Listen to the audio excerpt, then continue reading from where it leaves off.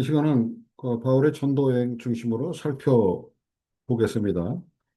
먼저 예수 그리스도와 사도 바울의 연대기를 보겠습니다.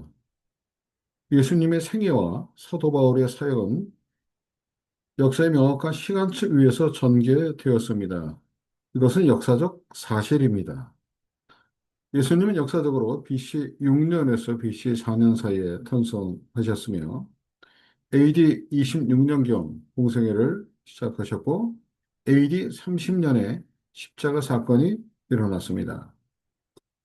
사도 바울의 경우에는 AD 5년경에 출생한 것으로 보는데 바울의 회심은 예수님 부활 후 약 4년 뒤인 AD 34년 다메섹 도상에서 일어났습니다. 회심 이후 바울은 아라비아 광야에서 3년 동안 체류하며 계시를 정리했으며 이후 AD 37년 다메섹에서 전도하다가 예루살렘으로 피신하여 15일간 머문 뒤 고향인 다소로 향했습니다. 바울은 고향 다소에서 AD 44년까지 약 7년 동안 체류하며 아라비아 광야 기간을 포함해 약 10년 동안 하나님의 말씀을 깊이 준비하는 시간을 가졌습니다. 이때 AD 45년 안디옥 교회에서 사역하던 바나바가 다소에 있는 바울을 찾아와 합류하면서 두 사람은 안디옥 교회에서 1년 넘게 동역하며 이방인 선교의 기틀을 닦게 되었습니다. 다음으로 바울의 선교 여정과 로마 압송에 대해서 살펴보겠습니다. 바울의 전도 여행은 로마 제국의 도로망을 배경으로 진행된 실제적인 역사적 사실이었습니다. AD 47년부터 시작된 제1차 전도 여행은 구부로 섬을 거쳐 소아시아의 갈라디아 지방을 중심으로 복음의 씨를 뿌린 여정이었습니다. 이 여정은 2차 전도 여행에서 바울은 원래 아시아의 중심지인 에베소로 가려 했으나 성령의 강권적인 인도로 방향을 틀어 유럽, 즉 마게도냐로 넘어가게 되었습니다. 바울은 빌립보, 데살로니가, 아테네를 거쳐 당시 대도시였던 고린도에 도착하여 그곳에서 무려 1년 6개월 동안 머물며 이방인 선교의 중요한 거점을 마련했습니다. 제3차 전도 여행에 이르러서는 드디어 본래 목표했던 에베소에 입성하여 약 3년이라는 긴 시간 동안 체류하면서 두란노 서원 등을 직접 통해 집중적으로 소아시아 지역의 제자를 양육하고 사역했습니다.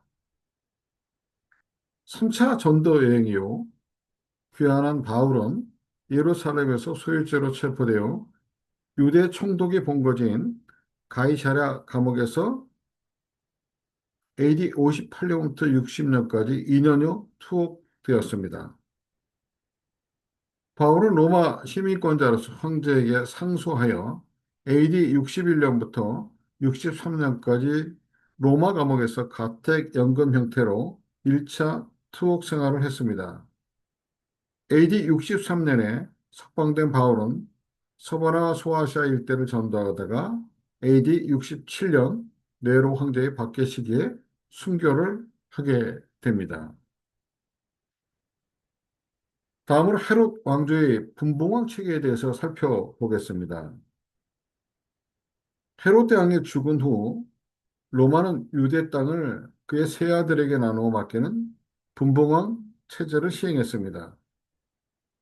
헤롯 왕은 BC 37년부터 BC 4년까지 통치하며 예수님의 탄생 당시에 유아학살을 주도했습니다.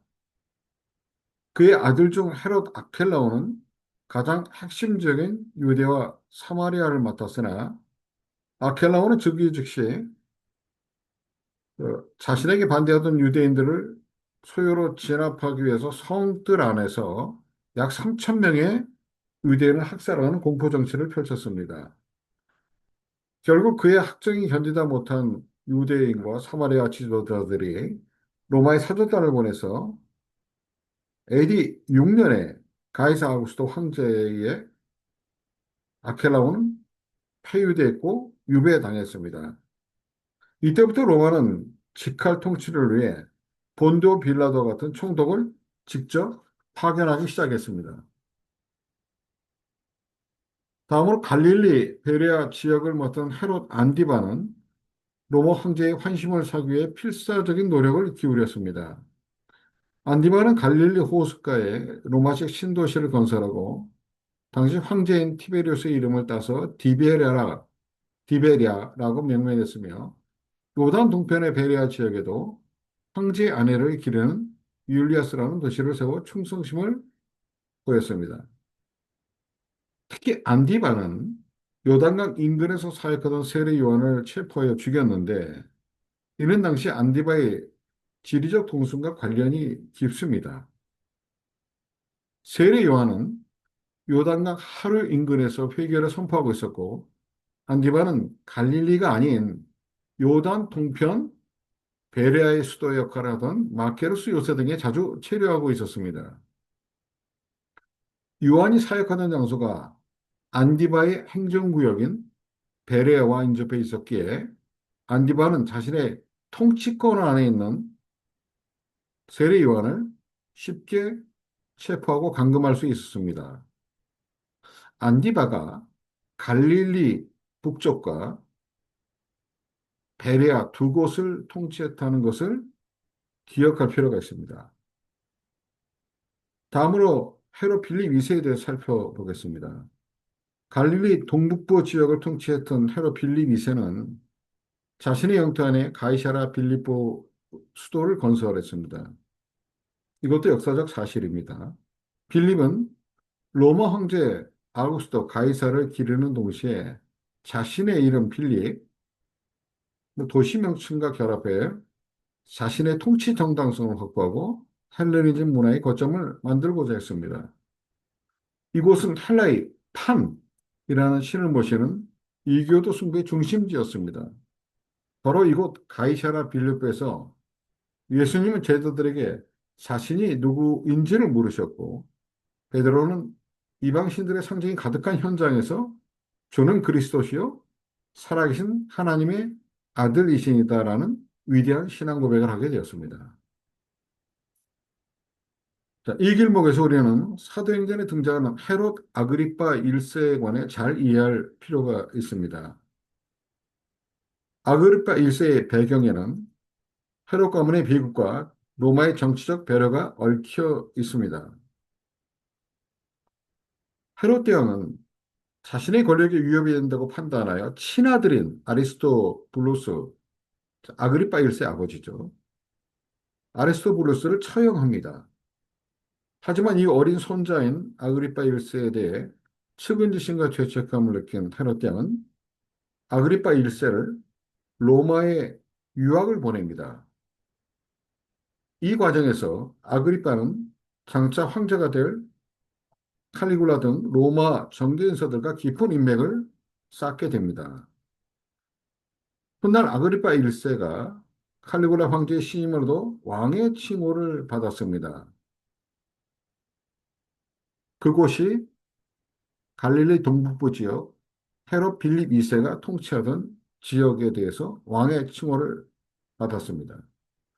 그러자 갈릴리를 통치하고 있던 안디바, 즉 안디바의 아내 헤로디아, 이 헤로디아는 아그리파 1세 친여동생입니다.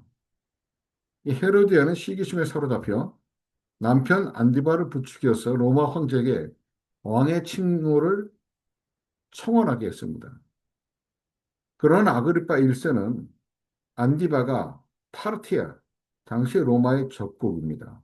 파르티아와 내통하고 있다는 밀서를 칼리굴라 황제에게 보내서 반격하였고 결국 안디바는 AD 39년 갈리아 지역, 현재 프랑스 지역으로 유배당하에 몰락했습니다. 신약 성리의 주요 사건은 당시 로마 황제의 정책과 긴밀하게 연결되어 있습니다. 이것을 다시 한번 정리하면 초대 황제 가이사 아우구스토는 예수님의 탄생 당시 호정령을 내렸죠. 2대 황제 티베리우스는 예수님 공생애와 십자가 사건의 통치자였습니다. 3대 칼리굴라는 아그리파 1세와 정치적 후원자였으며 4대 황제 글라우디오는 AD 49년에 로마 내 유대인 추방령을 내린 인물로 이 사건으로 로마를 떠난 브리스길라와 아굴라 부부가 고린도에서 바울을 만나게 되면서 2차 전도행의 중요한 동력이 이루어졌습니다. 5대 황제 네로는 로마 대화재의 책임을 기독교인에게 덮어씌우며 대대적인 박해를 가했고 이 과정에서 바울과 베드로가 순교했습니다. 끝으로 헤롯 왕조의 뿌리인 헤롯 아버지 안티파터를 중심으로 살펴보겠습니다. 헤롯 가문이 유대를 통치하게 된 비결은 헤롯 왕의 아버지 안티파터의 탁월한 처세술에 있었습니다. 헤롯 왕조는 순수 유대인 출신이 아닌 이두메 출신이었으며 안티파터는 하스만 왕조의 내분을 틈타 실권을 잡았습니다. 특히 안티파터는 BC 47년에 이집트 알렉산드리아에서 위기에 빠진 줄리어스 시저 카이사르를 구출하기 위해서 3천 명의 군대를 이끌고 가서 시저를 위기에서 구하게 됩니다. 이에 감동한 시저는 안티파터에게 로마 시민권을 부여하고 안티파터를 유대 총독으로 임명했습니다. 안티파터는 자신의 첫째 아들 파사엘을 예루살렘 총독으로 임명하고 둘째 아들 헤롯장을 갈릴리 총독으로 임명하며 권력의 기반을 닦았습니다. 비록 안티파터는 독살당했으나 로마와 맺은 강력한 혈맹 관계는 아들 헤롯대왕이 로마 의회로부터 유대인의 왕으로 승인받는 결정적 배경이 되었습니다. 좀 더 설명하면 안티파터가 BC 43년에 암살당한 뒤 두 아들이 통치를 했습니다. 그런데 BC 40년경 하스만 왕조의 안티고노스가 아까 말씀드린 파르티아 적국과 결탁하여서 예루살렘을 탈환하면서 큰 위기가 찾아왔습니다. 이때 파사엘은 포로가 되어 죽었고 목숨을 건진 헤롯 대왕은 로마로 건너가 안토니우스와 옥타비아누스에게 도움을 요청했습니다. 로마 원로원은 헤롯의 간청을 받아들여 헤롯을 유대인의 왕으로 승인했고 헤롯은 로마의 강력한 군사적 지원을 받았습니다. 마침내 헤롯은 로마 군단을 이끌고 유대로 돌아와 처절한 전투 끝에 BC 37년 예루살렘은 다시 탈환했습니다. 이때부터 본격적인 헤롯 땅의 제위가 시작된 것입니다. 당시 유대인들의 입장에서 볼 때 예루살렘이 신성한 성지였으나 헤롯이 로마라고 하는 거대한 외세에 기생하여 부당하게 빼앗은 땅에 불과했습니다. 이처럼 이방인의 칼을 빌려 동족의 피를 흘리며 왕좌에 오른 헤롯 가문의 집권 방식은 유대인들에게 불신과 증오를 심어주었습니다. 결국 이러한 역사적 배경과 민족적 울분은 유대인들로 하여금 가짜 왕인 헤롯을 거부하고 하나님께서 약속하신 다윗의 혈통, 즉 공의와 자비로 통치할 진정한 메시아를 간절히 갈망하게 되는 동력이 되었던 것입니다. 이상 마치도록 하겠습니다.